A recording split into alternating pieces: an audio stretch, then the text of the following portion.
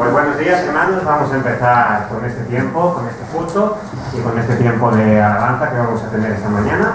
Así que antes de todo vamos a empezar con una oración para que el Señor pues, pueda bendecir este tiempo. Así que vamos a orar. Gracias, Señor, por este nuevo día que nos has dado. Gracias porque podemos estar aquí, por la oportunidad que tenemos de poder estar juntos. Gracias porque vamos a poder alabar, Señor, vamos a poder cantarte y bendecir tu nombre en esta mañana, Señor. Cuida a las personas que no hayan podido venir y bendice este tiempo y la exposición de la palabra también. En el nombre del Señor Jesús. Amén.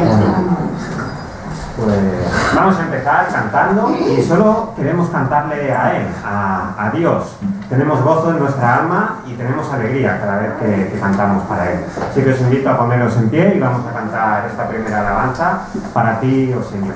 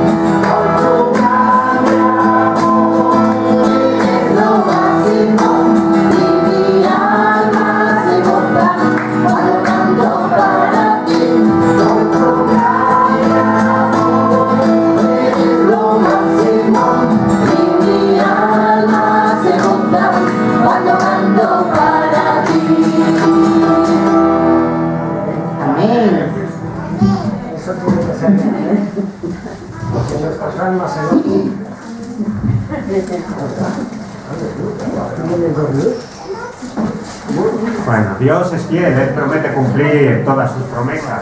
Él es nuestra roca eterna, nuestro refugio contra la tormenta, es nuestra torre de protección. Así que vamos a seguir alabando al Señor cantando roca eterna, verdadero y fiel.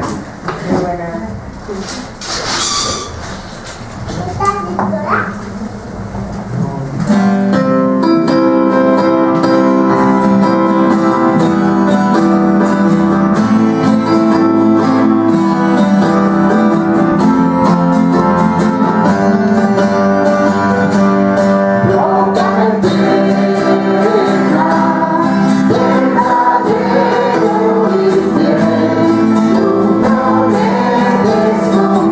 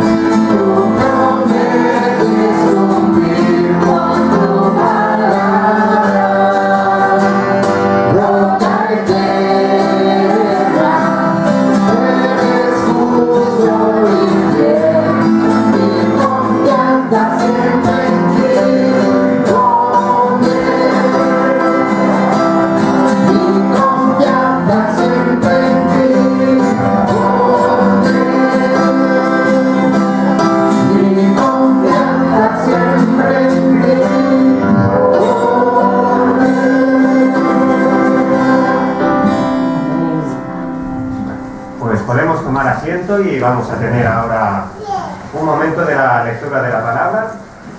Y en esta mañana vamos a leer el Salmo número 89, del versículo 1 al 9. Y dice así: Oh Señor, por siempre cantaré la grandeza de tu amor. Por todas las generaciones proclamará mi boca tu fidelidad. Declararé que tu amor permanece firme para siempre, que has afirmado en el cielo tu fidelidad. Dijiste: he hecho un pacto con mi escogido, le he jurado a David mi siervo. Establecerá tu dinastía para siempre y afirmaré tu trono por todas las generaciones. Los cielos, Señor, celebran tus maravillas y tu fidelidad la asamblea de los santos. ¿Quién en los cielos es comparable al Señor? ¿Quién como Él entre los seres celestiales? Dios es muy temido en la asamblea de los santos, grande y portentoso sobre cuantos los rodean. ¿Quién como tú, Señor, Dios todopoderoso, rodeado de poder y de fidelidad? Tú gobiernas sobre el mar embravecido, tú apaciguas sus encrespadas olas. Amén.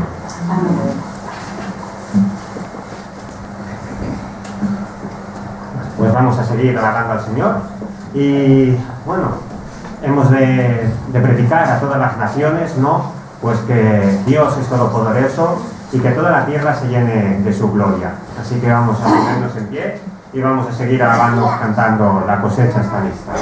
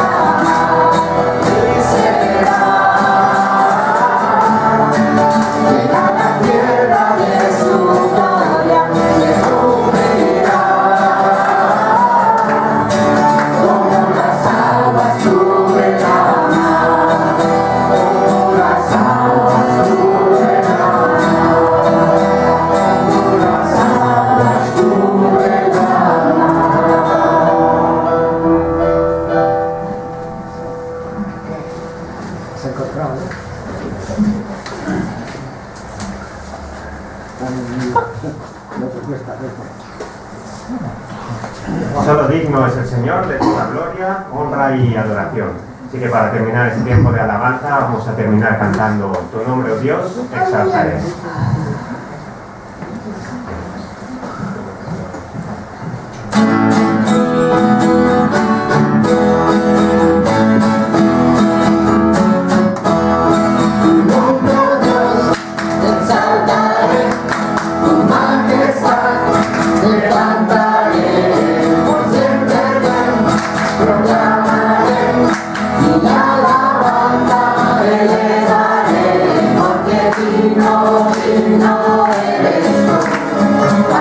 Será honor y poder.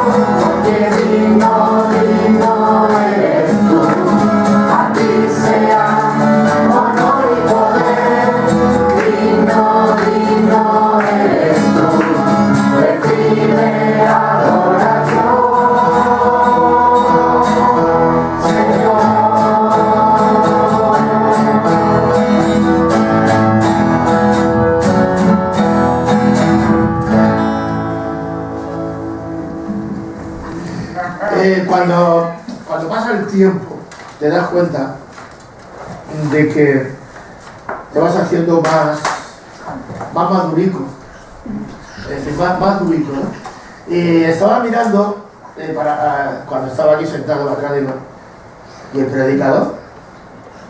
Me lo han hecho muchas veces, el hecho de que el predicador no se presente, pero yo sabía que él venía porque me ha dicho que venía en Ferrocarriles Catalanes, y Ferrocarriles Catalanes ahora viene con retraso por lo del COVID, pero Moisés está aquí, es una bendición y podemos disfrutar de él y de sus predicaciones.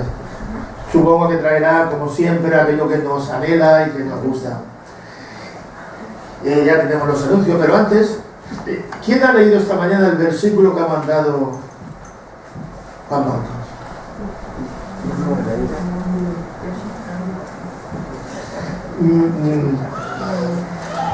Estaba hablando que el amor no teme nada. El amor es fuerte. Y la capacidad del amor es, digamos, restaurar todo, porque el que tiene miedo, pues no tiene amor.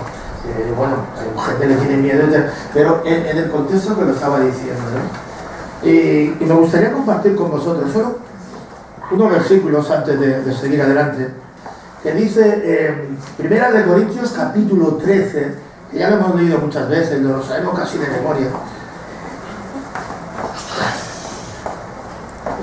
Dice la palabra de Dios, bien, cuando tú quieras. Si yo hablase lenguas humanas y angélicas y no tengo amor, vengo a ser como un metal que resuena o címbalo que retiñe. Y si tuviese profecía y entendiese todos los misterios y toda ciencia, y tuviese toda la fe, de tal manera que trasladase los montes, y no tengo amor, nada soy. Y si repartiera todos mis bienes para dar de comer a los pobres, y si entregase mi cuerpo para ser quemado, y no tengo amor, de nada me sirve. Y después ya empieza a hablar del amor. El reto del amor es que seamos capaces de ser empáticos unos con otros, ser accesibles y podernos estar juntos, porque hoy en día es una carencia muy grande, porque se confunde el amor. Es como si fuera una moneda de cambio, desgastada. El amor no es hacer el amor. El amor es algo que brota, un sentimiento tan grande que debemos de llevarlo siempre con nosotros hacia adelante. Y además llevarlo con paciencia y llevarlo como dice la palabra de Dios. Amor con amor. Eso es un refrán muy antiguo. Amor con amor se paga. Y es así. Bien, después de esto, pues agradecerle a Dios que podamos estar aquí. Agradecerle a Dios que podamos disfrutar de estos momentos que a veces son nostálgicos. Para mí, cuando no vengo a la iglesia es algo nostálgico, pero bueno, a veces son las cosas de la vida. Y yo quiero que en esta mañana veamos a Juan Marcos aquí y que está disfrutando con nosotros, ¿vale? Amén. Los anuncios.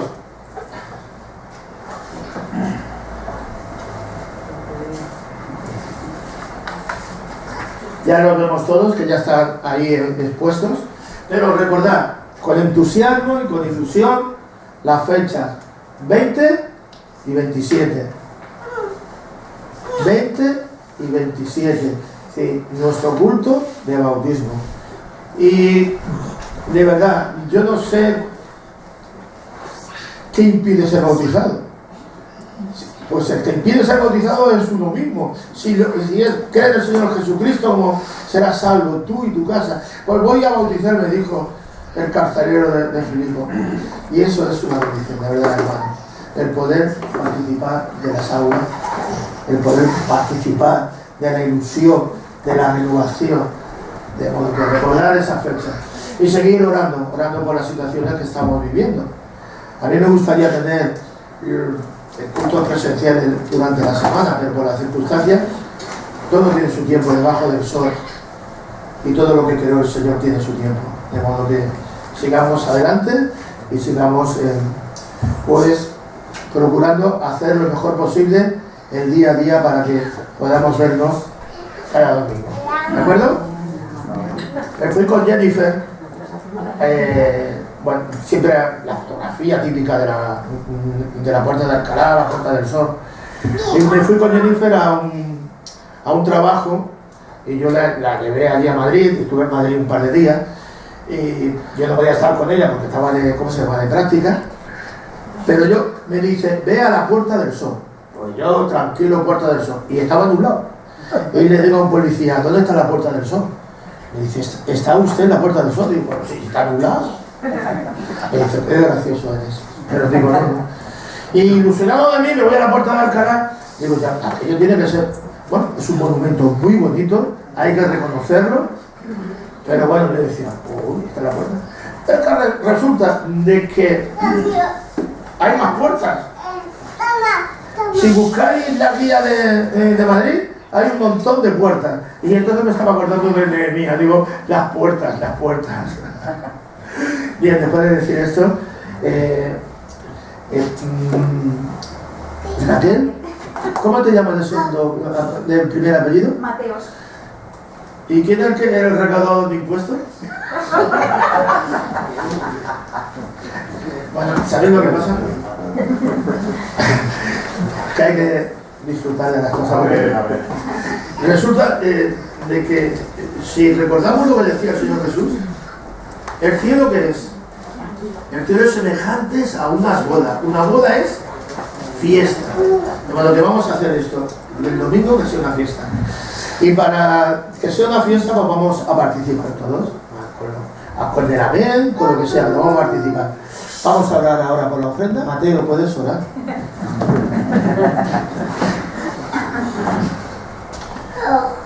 Señor y Padre Celestial, aquí estamos reunidos, Señor, con corazones agradecidos, Señor, por un nuevo día que tú nos has regalado, que tú nos das, Señor. Gracias porque podemos estar en tu casa, Señor, alabándote, Señor, y compartiendo ese sentimiento que tenemos hacia ti, de amor, Señor, porque tú nos amaste primero. Señor, te quiero ofrecer esta ofrenda que vamos a depositar, Señor, para tus cosas, para tu obra, para que las puertas de tu iglesia sigan adelante, Señor. Y también te quiero pedir posteriormente por la predicación que vamos a tener, Señor, que nos prepares nuestros corazones, Señor, que nos des alimento, Señor, para nuestra alma, que es lo que necesitamos, Señor. Que no caiga en saco roto, Señor, que lo pongamos en práctica, Señor, y que podamos ser ejemplo para muchos, Señor. Gracias por todo. En nombre del Señor Jesús. Amén. Amén. Mientras está pasando la ofrenda, estamos reflexionando porque ya vamos a entrar en lo que es la palabra de Dios. Hace poco nuestro hermano Luis estaba predicando de lo que era lo que teníamos que hacer, que era hablar de Dios, hablar del Evangelio. Y entonces Eduardo dijo, está hablando Raquel porque es de la piedra también, es decir, es Mateo de la piedra.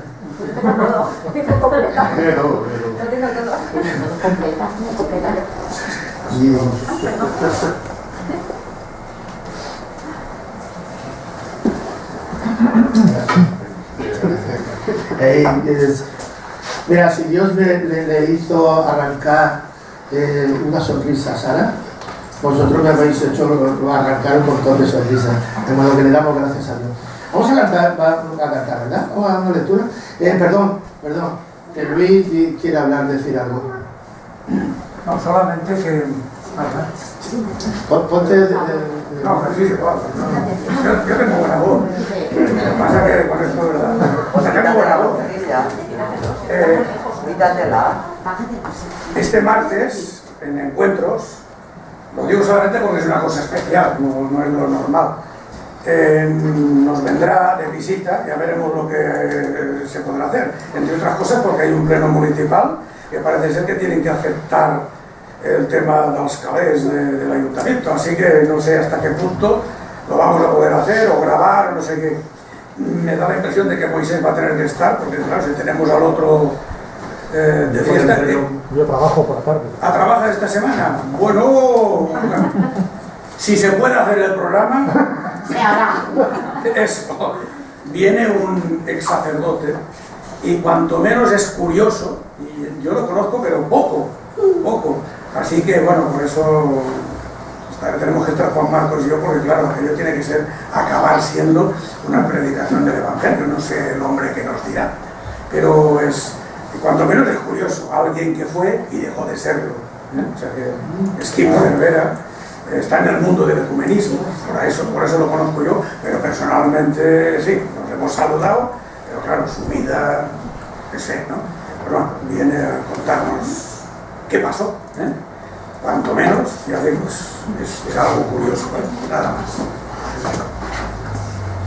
Ha venido a la mente ahora la cueva, Francisco la cueva. Bueno, pero ese la pasó de otra manera. De otra manera, pero ha venido a la mente. Bien, vamos a cantar y le daremos paso también a Moisés, que el Señor le ayude, la fortalezca, le dé el espíritu que él necesita para transmitir lo que siempre nos transmite, la palabra de Dios.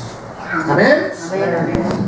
Pues vamos a cantar esta última canción antes de pasar a la predicación y vamos a decirle al Señor que Él es nuestra roca eterna y que sean cuales sean nuestras circunstancias, lo vamos a alabar, aunque sea desde el fondo del mar o del más hondo abismo, y siempre vamos a salir de allí y lo vamos a alabar.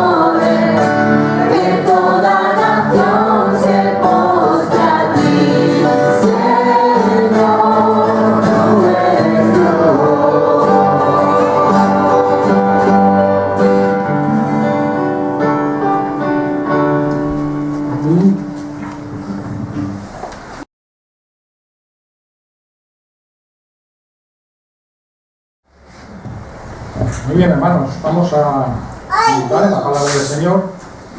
Vamos hoy a continuar una predicación que dejamos a medias hace un par de meses o así.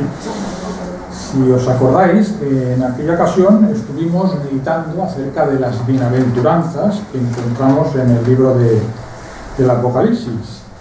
Y en aquella ocasión, pues, dijimos que el libro del Apocalipsis contiene siete bienaventuranzas. Y en aquella ocasión meditamos las 4 primeras. Dejamos las 3 restantes para otra ocasión, que será hoy. Vamos hoy a ver las 3 que nos quedaron por meditar. vamos simplemente a recordar, a mencionar las 4 anteriores. Las voy a mencionar muy rápido porque, claro, si hacemos un repaso se nos va el mensaje entero pues, en recordar las otras 4. Solamente las voy a mencionar. La predicación está en YouTube, si alguien la quiere escuchar de nuevo, ¿no? Eran estas. La primera decía: bienaventurados los que lavan sus ropas para tener derecho al árbol de la vida y para entrar por las puertas en la ciudad. La segunda era: bienaventurado el que lee y los que oyen las palabras de esta profecía y guardan las cosas en ellas escritas. La tercera bienaventuranza que meditamos decía así: bienaventurado el que vela y guarda sus ropas para que no ande desnudo y vean su vergüenza. Y la cuarta decía: bienaventurados de aquí en adelante los muertos que mueren en el Señor. Sí, dice el Espíritu, descansarán de sus trabajos porque sus obras con ellos siguen. Estas eran las 4 bienaventuranzas que ya vimos. Y vamos ya directamente a las siguientes sin perder tiempo porque, bueno, estas son un poquito más extensas. Vamos a la quinta, que la encontramos en Apocalipsis 19, los versículos del 6 al 9. Apocalipsis 19, versículo 6, y dice así: y oí como la voz de una gran multitud, como el estruendo de muchas aguas, y como la voz de grandes truenos, que decía: Aleluya, porque el Señor nuestro Dios Todopoderoso reina. Gocémonos y alegrémonos y démosle gloria, porque han llegado las bodas del Cordero y su esposa se ha preparado, y a ella se le ha concedido que se vista de lino fino, limpio y resplandeciente, porque el lino fino es las acciones justas de los santos. Y el ángel me dijo: escribe: bienaventurados los que son llamados a la cena de las bodas del Cordero. Y me dijo: estas son palabras verdaderas de Dios. Esta es la quinta bienaventuranza. Acabamos de recordar las anteriores que meditamos la anterior ocasión, y aquellas bienaventuranzas pues tenían que ver con cosas que suceden en el creyente durante su vida aquí en la tierra hasta que parte con el Señor. Y las 3 que meditaremos hoy pues se sitúan en el contexto de los acontecimientos futuros. Hemos mencionado la última que meditamos la vez anterior, y es la que decía aquello de los muertos que mueren en el Señor. Y por el contexto, pues decíamos que Juan se dirigía, hablaba de aquellos que habían sido muertos como mártires por Cristo. Y se nos dice que esos hermanos nuestros pues están descansando y están disfrutando en la presencia del Señor, pero aún no han llegado a lo que se conoce como el estado final. Ellos, al igual que nosotros, están esperando unos cielos nuevos y una tierra nueva, y cuando llegue ese momento, el acto de inauguración de esos cielos nuevos y tierra nueva serán una boda con su respectivo banquete, como se celebra aquí en la tierra. ¿Y quiénes son los novios que se van a casar en ese día? Pues bueno, todos lo sabemos ya. El novio es Cristo, tal como la Biblia nos lo representa así. El novio es Cristo y la novia somos nosotros, somos su iglesia. Y es significativo que los cielos nuevos y tierra nueva pues se inauguren con esta celebración, con una boda. Y esa boda nos enseña varias cosas que tienen que ver con ese tiempo previo a nuestra unión definitiva con Cristo. Lo vamos a ver un poquito en detalle.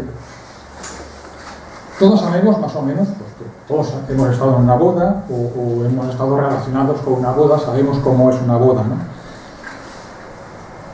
Es un día muy feliz para los novios, pero son felicidades diferentes, la del novio y la de la novia.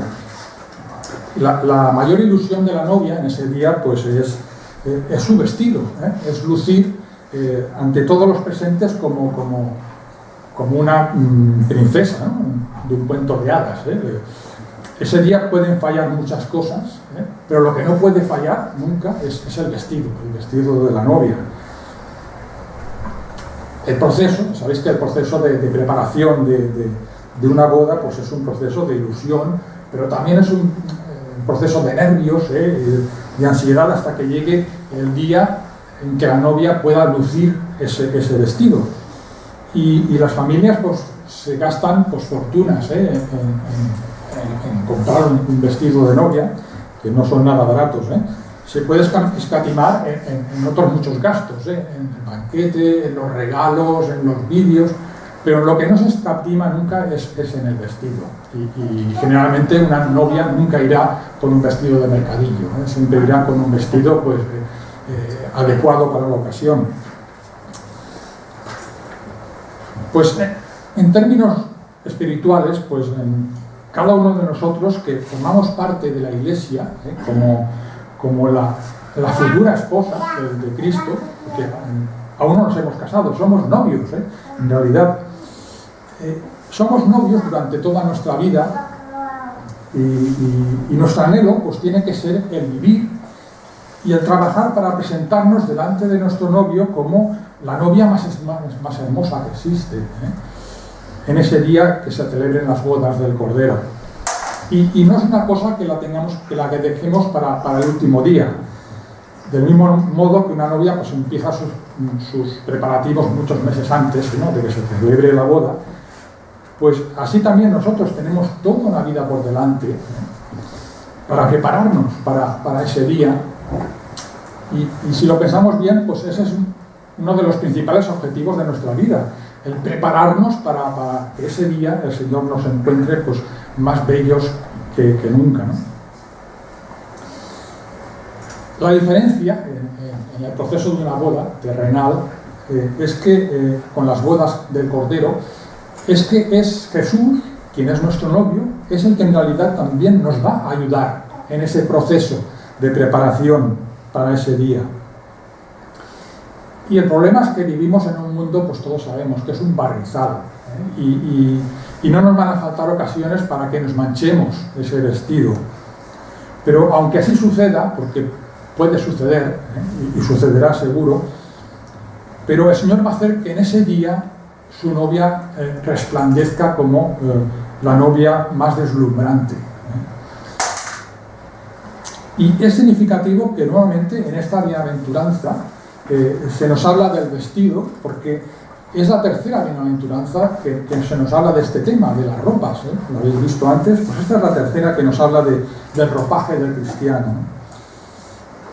Durante nuestra vida pues hemos llevado las ropas de Cristo, las que fueron emblanquecidas con su sangre. Esto ya lo meditamos en la anterior ocasión, en una de las primeras bienaventuranzas. Pero cuando llegue ese día, pues el acto pues merece llevar unas ropas pues más adecuadas para la celebración. Y para ello, pues el tejido que se escoge va a ser el lino. Si os habéis fijado en el texto, se nos dice que se nos va a ser concedido vestirnos de lino. Todos sabemos que el lino era uno de los tejidos pues, importantes de las vestiduras del sacerdote en el Antiguo Testamento, y también el rey David se vistió de lino para las celebraciones importantes. Y el versículo nos aclara el por qué se va a escoger el lino, este tejido para la novia. Y dice porque el lino simboliza las acciones justas de los santos, dice el texto. Y claro, vale la pena que aclaremos este significado, porque parece como que nuestras acciones justas pues nos dan somos merecedores de ponernos lino por nuestras acciones, y no es bien así. El lino sí que sabemos que simboliza pureza y santidad, y por eso lo usaban los sacerdotes que habían de presentarse delante de la presencia de Dios. Cuando tenían que oficiar se ponían el vestido de lino, Y el hecho de llevar esas ropas juntamente con los holocaustos que el sacerdote tenía que ofrecer por sí mismo, hacían que el sacerdote pudiera presentarse delante de Dios cuando oficiaba el vino y el holocausto. Pues del mismo modo, pues también la Iglesia, de forma simbólica, se vestirá de lino en aquel día como símbolo de pureza y de santidad, ya decimos, no propias, sino obtenidas por el sacrificio de Cristo como la víctima inocente. Y es por ese sacrificio que nos es concedido, como dice el texto, nos es concedido el vestirnos de lino, como los sacerdotes. Así que las acciones justas de los santos no son las propias, sino que es la justicia que nos es, la justicia de Dios que nos es imputada por la muerte de Jesús. El significado de esas ropas pues viene a ser el mismo que las que ahora llevamos, esas ropas simbólicas teñidas en sangre que veíamos anteriormente, pero en la solemnidad de ese acto pues se presta para que nos cambiemos esas ropas que hemos llevado toda nuestra vida por estas otras blancas y resplandecientes, del mismo modo que los sacerdotes se vestían así cuando tenían que oficiar delante de Dios.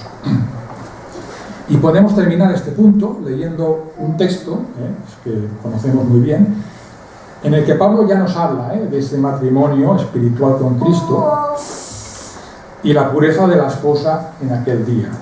Efesios 5, del 25 al 27. Efesios 5, 25 al 27. Dice: maridos, amad a vuestras mujeres, así como Cristo amó a la Iglesia y se entregó a sí mismo por ella, para santificarla, habiéndola purificado en el lavamiento del agua por la palabra, a fin de presentársela a sí mismo una Iglesia gloriosa, que no tuviera mancha, ni arruga, ni cosa semejante, sino que fuese santa y sin mancha. Así seremos en aquel día, santos y sin mancha. Solamente un apunte más en relación con esta bienaventuranza, que dice, el versículo dice: bienaventurados los que son llamados a las bodas del Cordero. Así que todos los que nos encontremos allí, en un momento de nuestras vidas hemos sido llamados por el Señor, y tenemos que dar las gracias de que el Señor nos iluminó para que pudiéramos contestar afirmativamente, sí, nosotros vamos a ir a esa boda. Pero sabemos también por la Biblia que habrán otros llamados que no van a estar en esa boda, igual que en la parábola que explicó el Señor Jesús, aquellos que fueron llamados también a las bodas pero rehusaron ir. Pues si hay alguien aquí hoy o que nos puedas escuchar, que si ha oído el llamado del Señor, pues que no demore su respuesta si realmente quiere disfrutar con nosotros de esa boda que se va a celebrar cuando el Señor haga nuevas todas las cosas.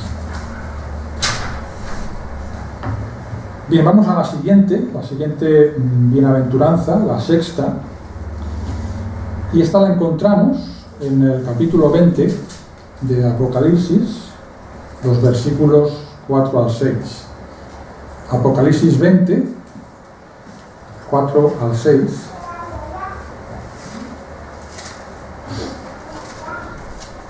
Y vi tronos, y se sentaron sobre ellos los que recibieron facultad de juzgar. Y vi las almas de los decapitados por causa del testimonio de Jesús y por la palabra de Dios, los que no habían adorado a la bestia ni a su imagen, y que no recibieron la marca en sus frentes ni en sus manos, y vivieron y reinaron con Cristo 1000 años. Pero los otros muertos no volvieron a vivir hasta que se cumplieron 1000 años. Esta es la primera resurrección. Bienaventurado y santo el que tiene parte en la primera resurrección. La segunda muerte no tiene potestad sobre estos, sino que serán sacerdotes de Dios y de Cristo y reinarán con él 1000 años. Aquí está contenida la sexta bienaventuranza, en el versículo 6. Cuando me dispuse a preparar esta predicación acerca de las bienaventuranzas del Apocalipsis, pues estuve en duda de hacerlo o no por esta bienaventuranza, porque no tiene nada de sencillo. El tema de los 1000 años es un tema complejo, todos lo sabéis, y que ha dado lugar a varias escuelas de interpretación. Y hay una norma de interpretación básica cuando uno se acerca a un texto bíblico, y es que hay que confrontar ese texto con otros que encontramos en la Biblia que hablan del mismo tema, para poder, porque la Biblia se comenta a sí misma, y entonces para estar seguro de lo que uno está diciendo, pues se confronta con otros pasajes que hablan del mismo tema. Pues este no es el caso de este capítulo. No hay ningún otro lugar en la Biblia que nos hable de este tema de los 1000 años, y por eso pues podemos tener algunas dificultades a la hora de interpretarlo. Bien, obviamente para abordar esta bienaventuranza, pues primero hay que explicar lo que es la primera resurrección, la segunda muerte y los 1000 años. Y vamos a verlo de forma sencilla, sin entrar en grandes profundidades, solamente los apuntes básicos de lo que es cada una de estas cosas. Mirad, empieza el capítulo 20 de nuestro texto mencionando el atamiento de Satanás. Vamos a leerlo. El capítulo Apocalipsis 20, los versículos del 1 al 3. Dice: vi un ángel que descendía del cielo con la llave del abismo y una gran cadena en la mano, y prendió al dragón, la serpiente antigua, que es el diablo y Satanás, y lo ató por 1000 años, y lo arrojó al abismo y lo encerró, y puso sus sellos sobre él, para que no engañase más a las naciones hasta que fuesen cumplidos 1000 años. Y después de esto debe ser desatado por un poco de tiempo. Como dice el texto, pues este atamiento de Satanás no es la derrota definitiva. Se nos dice que fue atado durante 1000 años, y entonces las preguntas vienen, claro, ¿qué son estos 1000 años? ¿Es un número literal? ¿Es simbólico? ¿Cuándo empezarán estos 1000 años? ¿Han empezado ya? ¿No han empezado? Pues en base a estas preguntas, pues sabéis que hay varias líneas de interpretación. Hay 3 escuelas, pero principalmente son 2 las que más populares. Es el premilenarismo y el amileniarismo. El premilenialismo enseña que estos 1000 años aún no han llegado, por lo tanto el diablo no está atado todavía. Y en cualquier momento de nuestra era, en cualquier momento, se va a producir el arrebatamiento de la Iglesia. Después de este arrebatamiento vendrá la gran tribulación, y después de la gran tribulación sucederá la segunda venida de Cristo, y los que hemos sido arrebatados, pues volveremos con Cristo. Es entonces cuando el diablo será atado, y Cristo reinará en la tierra por 1000 años en un reinado de paz. Después de estos 1000 años, el diablo será desatado de nuevo, y sucederá la batalla final, el Armagedón, y la derrota definitiva de Satanás, la inauguración de los cielos nuevos y tierra nueva, y las bodas del Cordero. Esto es a grandes rasgos. Obviamente pues hay muchos más detalles, pero este es el esquema básico de la escuela premilenialista. En cuanto a la primera resurrección, según esta escuela, la primera resurrección es la resurrección de los creyentes cuando seamos transformados a la semejanza de Cristo, y esto va a suceder al inicio de los 1000 años, del milenio, cuando Cristo vuelva e inaugure ese tiempo de paz. Esto sería la primera resurrección, y lo que sería una segunda resurrección se refiere a la resurrección de los no creyentes, cuando dice el texto de los otros muertos que volverán a vivir, que nos dice el texto nuestro, pues esa es la segunda resurrección de los no creyentes. Y eso sucederá al final de los 1000 años, y será lo que el Señor llamó la resurrección de condenación. El Señor lo llamó así. Vale, esa es a grandes rasgos el esquema de la escuela premilenialista.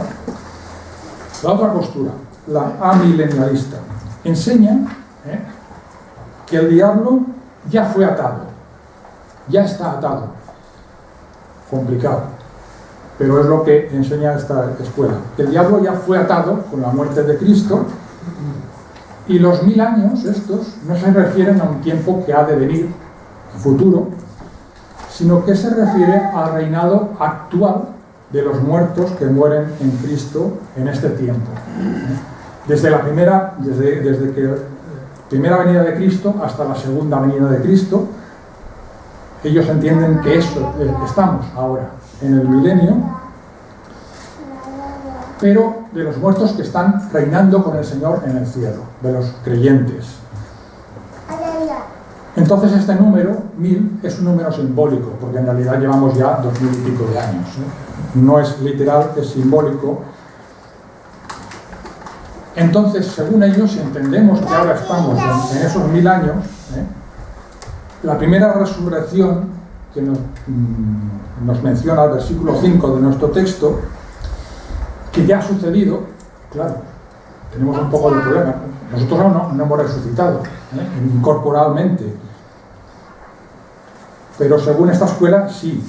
Entonces, claro, no se refiere a la resurrección final de nuestros cuerpos, sino que se refiere a la nueva vida que ya están viviendo nuestros hermanos con el Señor. Es una resurrección en dos fases. Primero sucede de forma espiritual, cuando dice el Señor que pasamos de muerte a vida. Cuando nos convertimos, dice la Biblia que pasamos de muerte a vida. Pues ellos interpretan que esto es una resurrección espiritual, y luego pasa a ser la primera resurrección cuando estamos con el Señor y estamos viviendo con Él de forma consciente y gozosa. Estamos viviendo. Entonces ellos entienden que esta es la primera resurrección.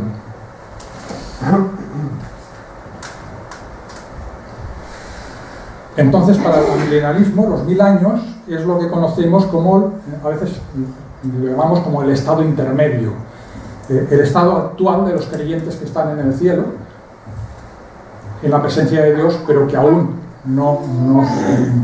el Señor no ha venido todavía. Pues para ellos este es el tiempo, este es el milenio, que están reinando con el Señor en este tiempo. Y según esta escuela, pues claro, ha de haber una segunda resurrección de los creyentes, que es la resurrección definitiva cuando seamos transformados, cuando nuestro cuerpo sea transformado, que aún no ha sucedido eso, ¿no? Claro, el problema es que esta segunda resurrección de los creyentes, tal como ellos lo interpretan, pues no aparece en este capítulo 20 de nuestro texto. Y ese es un punto en contra de esta escuela. Pero claro, ellos dicen que esta segunda resurrección la encontramos en las cartas de Pablo. Está muy bien explicada, en otros pasajes, no en este. Bien, hay muchos más detalles, ya lo decía, para cada escuela, a la luz de otros textos bíblicos. Claro, esto es un estudio que llevaría muchos meses, hablar de este tema. Es un esquema básico solamente basándonos en este capítulo 20 del Apocalipsis. Ahora bien, la pregunta de millón, ¿no? ¿Cuál es la postura más acertada? Claro, pues no lo sabemos al 100%. Yo siempre he sido enseñado en la iglesia de la Torrasa, hemos sido siempre enseñados en la escuela amilenialista, porque también es la escuela que ideológicamente pues, se enseña, en FEP se enseña en todas las escuelas, Ideológicamente, pues esta es la escuela, la escuela que se reconoce como la más correcta, porque era la que enseñaba el señor José Grau. Pero la verdad es que estudiando ambas posturas, las dos tienen puntos fuertes y puntos débiles. Y creo que no podemos decantarnos al 100% por ninguna de ellas. Pero si alguien me pregunta a mí personalmente cómo me gustaría que fuera la segunda venida, yo me decanto por el premilenialismo. Y de hecho cada vez pues, yo siento más ilusión porque esto sucede así, ¿no? De que en cualquier momento de nuestra era, puede ser ahora dentro de 5 minutos, de 1 minuto, que seamos arrebatados, ahora estamos, ahora no estamos, nuestras ropas se quedan aquí en la silla y nosotros desaparecemos del mapa. Después viene la gran tribulación, nosotros ya no estamos aquí. Y la segunda venida del Señor, y nosotros venimos con el Señor. Claro, yo cada vez me ilusiono más porque esto sucede así, ¿no? Y de hecho hay grandes teólogos como John Piper en Gran Bretaña o Samuel Pérez Millos aquí en España que son premilenialistas, que sostienen esta escuela. Así que no podemos decir que no, esto es lo que creen estos hermanos pentecostales, ¿no? Hay teólogos de peso que también sostienen estas escuelas. Bien, dicho todo esto, ya hemos visto lo que son los 1000 años, y la primera resurrección a la luz de las dos posturas.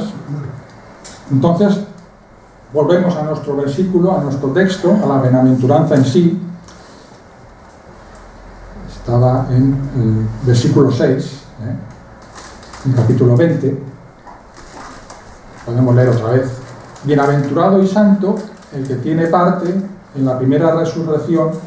La segunda muerte no tiene potestad sobre estos, sino que serán sacerdotes de Dios y de Cristo y reinarán con él 1000 años.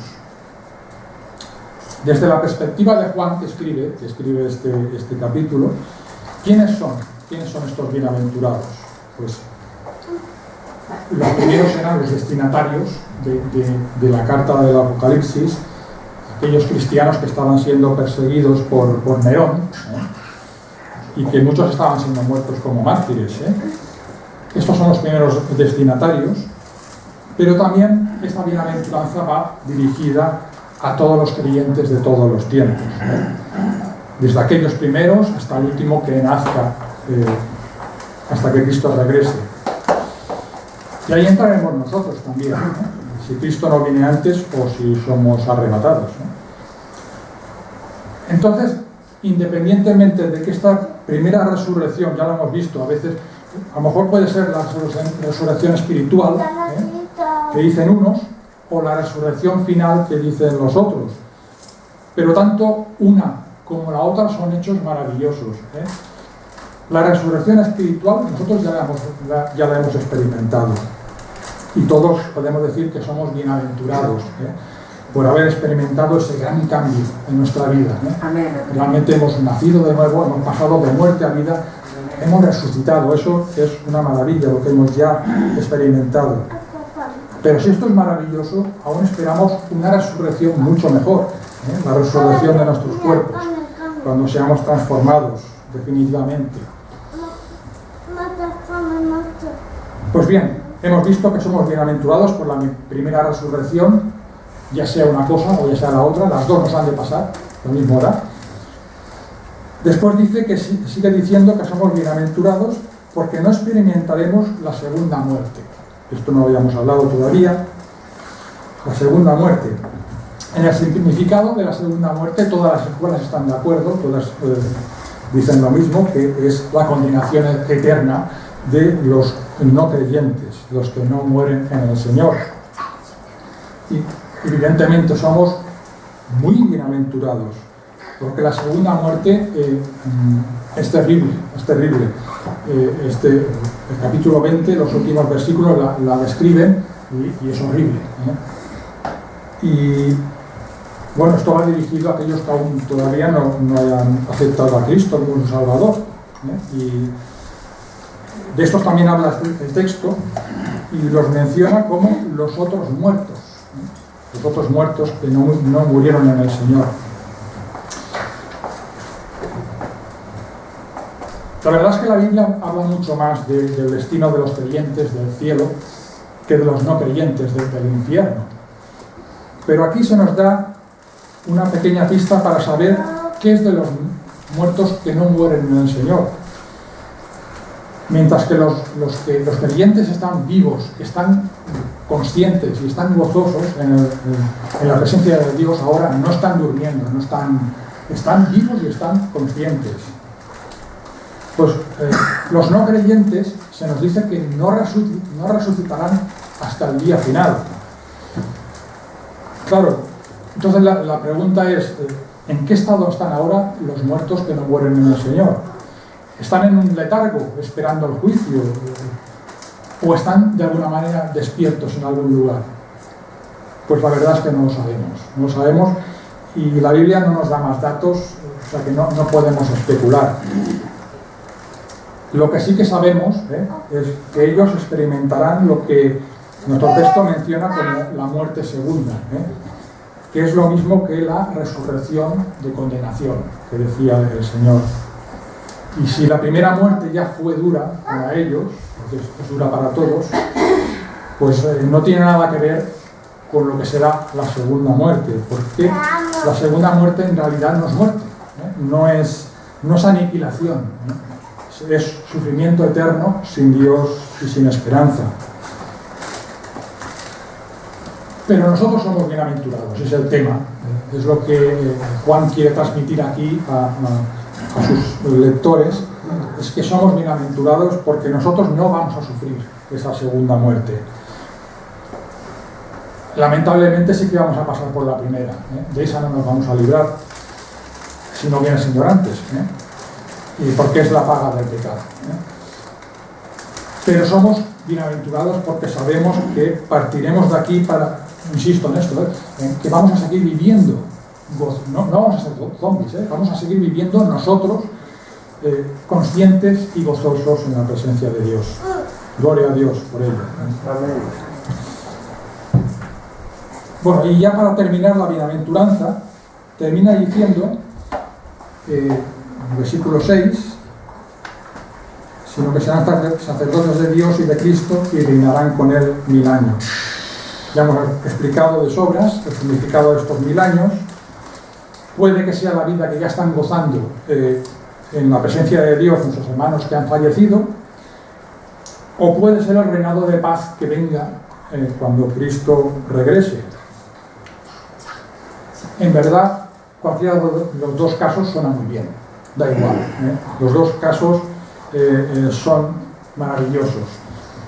Y yo recuerdo una frase que escuché en una predicación del señor Bernardo Sánchez, y muchos años, y se me quedó grabada. Luego lo he escuchado muchas más veces, pero yo la primera vez se la oía de él, y él decía que para el creyente lo mejor siempre está por llegar.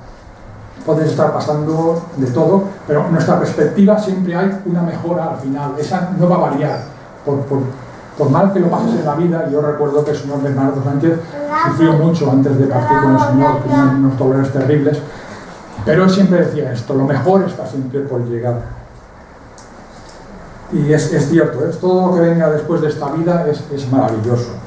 Y por ello somos bienaventurados, como dice el texto.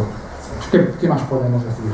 Pues gloria a Dios por estas preciosas promesas que encontramos en su palabra. Y aunque no podamos entenderlo todo al 100%, pues queda claro que el Señor tiene preparadas cosas maravillosas para cada uno de nosotros. Y no podemos dejar de darle gracias al Señor por ello. Y ya pasamos a la última, la séptima bienaventuranza, que la encontramos en el Apocalipsis, capítulo 22, versículo 7, que dice así: He aquí vengo pronto, bienaventurado el que guarda las palabras de la profecía de este libro. ¿Os acordáis del resumen que hemos hecho al principio? Esta bienaventuranza en realidad está repetida literal. Juan empezó el libro del Apocalipsis en el capítulo 1, versículo 3, y la primera bienaventuranza que encontramos en el primer capítulo es exactamente igual que esta que encontramos al final del libro. Juan lo dice al principio y lo dice al final. Bienaventurado el que guarda las palabras de esta profecía. Y ya lo vimos en la anterior ocasión, ¿no? La necesidad que tenemos de leer la palabra de Dios, de guardar en nuestros corazones su mensaje, porque está escrito para nosotros. Su mensaje es igual de tan actual para aquellos hermanos nuestros que estaban bajo la tiranía de Nerón, como para nosotros. Sí, para todas las épocas. Esto es así. Pero Juan insiste en otra razón por la que tenemos que guardar la palabra de Dios. Lo dijo en el capítulo 1 y lo repite ahora. Porque el Señor está cerca. Lo dijo al principio y lo vuelve a decir ahora. Y claro, es verdad que siempre decimos lo mismo. El Señor está cerca. Lo dijo en el primer año, o sea, en la primera época del cristianismo. Han pasado 2000 años, el Señor no ha venido todavía. Ese cerca, ¿cómo podemos interpretarlo? Claro, siempre decimos que para el Señor 1000 años es como un día. Él no mide el tiempo como lo medimos nosotros. Pero tenemos que pensar una cosa. Nosotros no tenemos que esperar miles de años para que Cristo vuelva, para que estemos cerca del Señor. Nuestra vida es mucho más breve que todo eso. Como mucho vamos a vivir 1000 años, o sea, 100 años. Yo espero que no. Yo no quiero vivir 100 años. No sé, a lo mejor los jóvenes sí, pero yo estoy deseando de ver al Señor. Y todos sabemos que en cualquier momento nos puede sorprender la muerte. Tengamos la edad que tengamos, y entonces se va a cumplir lo que dice aquí Juan, eso de que el Señor está cerca. El Señor está cerca o nosotros estaremos cerca del Señor. Pues es así como hemos de vivir, pensando que todo lo que somos y que todo lo que hacemos es provisional, porque hemos de vivir enfocados en el lugar a donde vamos y en tener preparadas las maletas, porque en cualquier momento tenemos que hacer un traslado de residencia. Tenemos que preparar nuestras maletas porque en cualquier momento puede suceder. Hay una frase que está de moda, que nos sirve muy bien.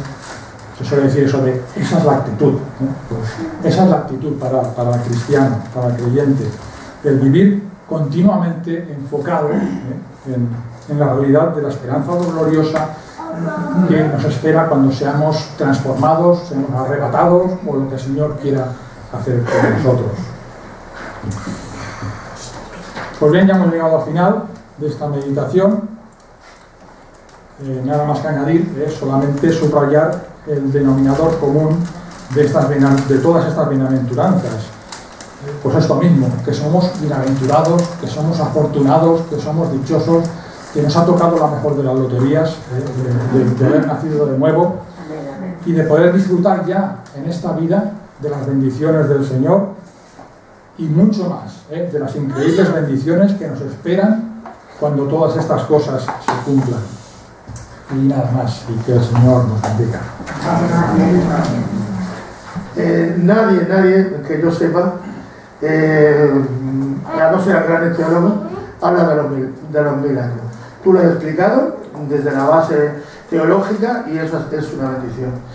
Y te doy gracias también porque somos bienaventurados, felices, a que venimos a visitar. Somos felices porque el Señor está cerca, porque el Señor nos ha limpiado, nos ha redimido, porque nos ha amado. Gracias, de verdad, de todo corazón. Y vamos a terminar dándole gracias a Dios por todo lo que ha hecho en nuestras vidas, sigue haciendo, que sane a los enfermos y que a mí me dé vacaciones para irme a Granada otra vez. El grupo de alabanza. Bueno, pues para terminar ya con el culto de este domingo, vamos a ponernos en pie y vamos a decir Majestat, Lluem sa Majestat. Él iba a morir, pero Él es aquí, Él es al Rey de Reyes.